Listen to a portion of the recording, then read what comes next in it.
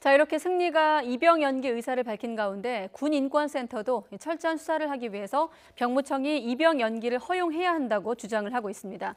오늘 퀵터뷰에선 군인권센터 임태훈 소장과 이야기 나눠보도록 하겠습니다. 네, 소장님 안녕하십니까?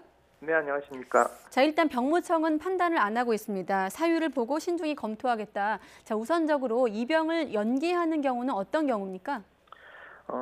심신장애나 질병이 있어서 병역 의무를 이해하는 게 어려운 사람이나 본인이나 직계 좀비속 중에서 아프거나 또는 사망할 경우에 그 장례를 치러야 되기 때문에 그러한 일이나 아니면 국가 고시나 시험을 칠 경우 연기를 해주거나 또는 국외 여행을 할 경우에 연기를 해주는 경우들이 있는데요. 그 외에도 사실상 그 밖의 부득이한 사유로 병역 의무를 이행하기 어려운 사람도 네. 병무청장의 승인으로 인해서 연기를 할 수 있습니다. 승리의 경우 사실상 병무청장의 재량권이 있기 때문에 네. 연기를 해도 저희는 문제가 없다라고 판단하고 있습니다. 아, 그렇군요. 지금 굳이 따지면 8번 문항 중에 그 밖에 부득이한 사유에 좀 해당한다고 볼 수 있을까요? 굳이 네, 분류를 그렇게 한다면? 볼 수 있다고 봅니다. 왜냐하면은 네. 행정에 대한 검토 사안은 기관장의 고유 권한이기 때문에 네.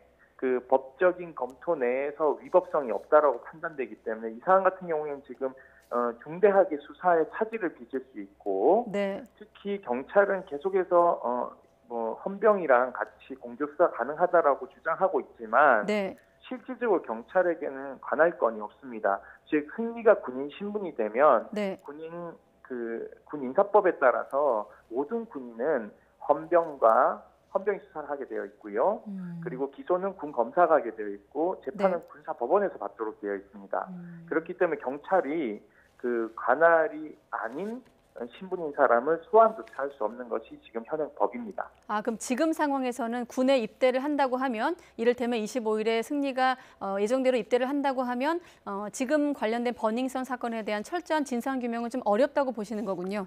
예, 그렇습니다. 왜냐하면 6주 동안은 소환도 못하죠. 왜냐하면은 네. 훈련소에서 훈련을 받는 기간이기 때문에요. 네. 훈련은 빠질 수가 없습니다. 훈련을 채우지 못하면 과락이 되기 때문에 네. 사실상 전방에 그러니까 현역으로 배치되지도 못하니까요. 네.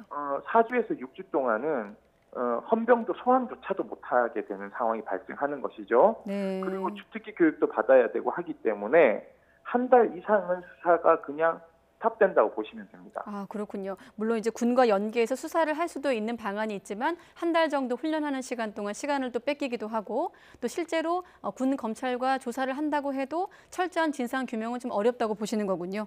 네, 그렇습니다. 왜냐하면 네. 군이 네. 민간을 또 수사를 할 수 없거든요.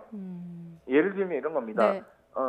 승리는 군인 신분인데 버닝썬에 대해서 추가 압수수색이 필요하다고 판단되면 군사법원에서 압수수색 영장을 이 사람과 관련된 것들을 받아와야 돼요. 네. 승리에 대한 가택을 예를 들면 압수수색을 한다라고 한다면 과연 군사법원이 민간인 집에 그러니까 군인 신분이긴 하지만 민간의 압수수색을 과연 할 수 있을까? 이것도 의문인 것이죠. 아, 그렇군요. 네, 자, 그래서 사실은 법률을 개정해서 네.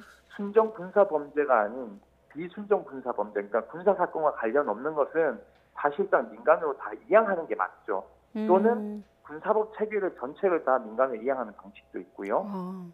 예. 지금 말씀 나온 김에 지금 병무청장도 오늘 국회에서 법 개정을 추진하겠다는 입장까지 밝혔거든요. 법 개정과 관련된 부분은 좀 구체적으로 어떤 항목들이 좀 들어가서 법이 고쳐져야 된다고 보시나요? 그러니까 저는 조금 부정적인데요. 왜냐하면 네. 또 승리 입장에서는 무죄 추정 원칙이라는 게 있으니까 내가 지금 현재 구속이 되어 있는 상태도 아닌데 나에 대한 입영 연기를 법으로서 기본권을 제한하는 것 전 문제가 있다고 봅니다. 네. 저는 그래서 차제에 법률을 개정하는 방식이 군사 사건이 아닌 범죄에 대해서는 군대에서도 수사를 할 수 있지만 민간 경찰이나 우리 검찰에서도 수사를 진행할 수 있도록 미국이 지금 그런 법률을 가지고 있거든요. 네. 예컨대 미국에서는 연방 검사가 걸프전에서 방산 비리를 저지른 대령 2명에 대해서 수사와 동시에 구속도 하고 민간에 재판도 했거든요. 네. 그러니까 관할권을 민간에도 주고요. 우리 민간 경찰도 할 수 있고 군 헌병도 할 수 있게끔 법을 이원화하는 방식도 저는 있기 때문에 네. 이 순정 군사 범죄에 대해서는 민간에서도 수사와 기소와 재판이 이루어질 수 있도록 법률을 개정하는 것이 저는 타당하다고 봅니다. 왜냐하면 네.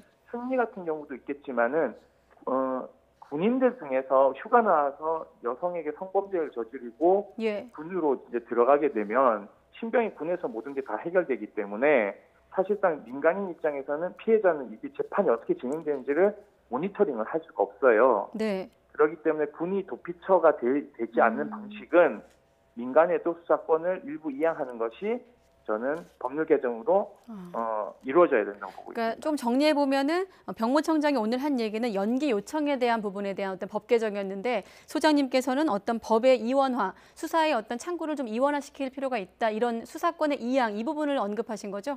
네, 그렇습니다. 네. 왜냐하면 병무청장은 선병, 즉 이 사람 군대 가야 되나 말아야 되는 판단하는 기관입니다. 네. 그런 기관에 과도하게 기본권 침해를 할 수 있는 법적 권한을 주는 건 말이 안 된다고 생각하고 있고요.